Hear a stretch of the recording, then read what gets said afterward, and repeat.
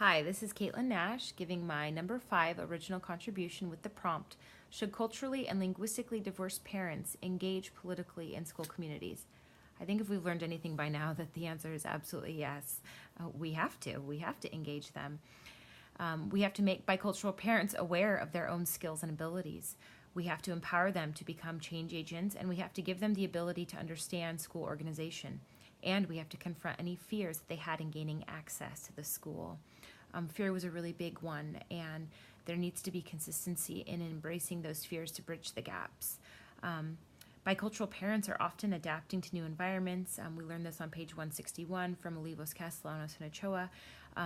With the cultures and the societies that are constantly evolving and requiring them to change without even knowing what this change is about.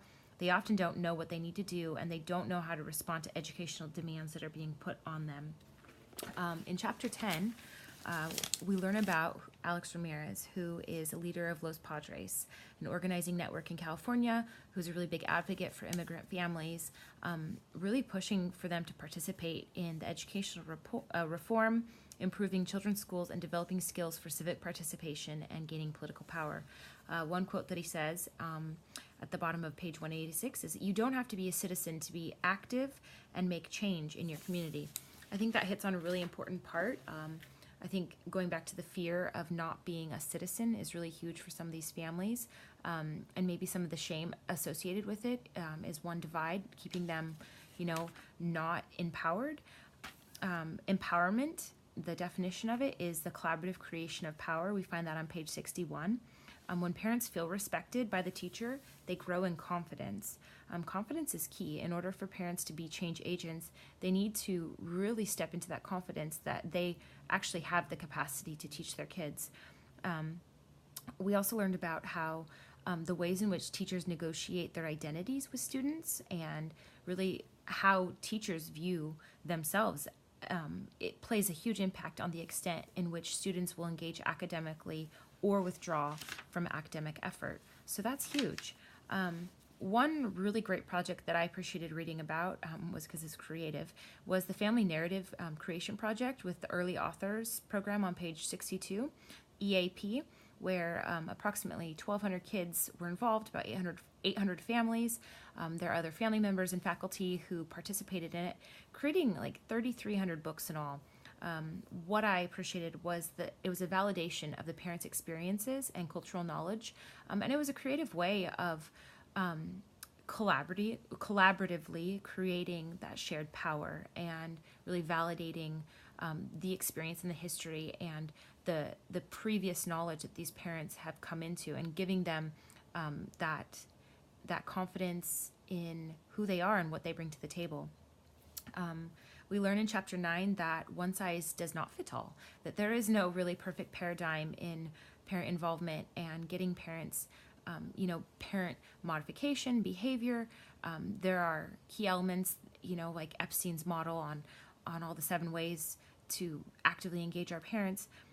But really there is no one perfect fits all paradigm. As Freyer also shares in chapter 9, that we have to create spaces where the opportunity to converge, think out loud, and initiate change can be conducive to action. So there has to be a convergence zone of all these things to take place. The key point of this research is to gain understanding of what bicultural parents consider education to be. What is their notion of schooling? What does an ideal school look like? What does the school that their child goes to represent? Ideally, parents are the guide in becoming leaders to use this action. We have to put parents in power. We have to become aware of they need to be aware of their own abilities, and really become change agents in understanding how to research. The whole idea behind public school to begin with is democracy for all, and we have to really stand behind that. I had a principal growing up in my elementary school. It was a bilingual, low-income migrant community, and he was so big on empowering the Latin community.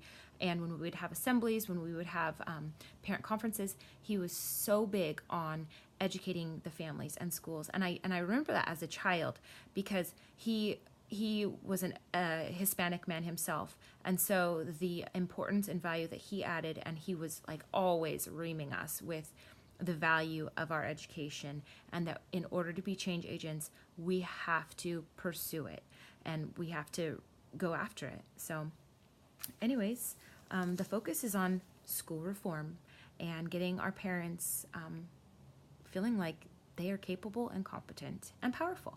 Okay.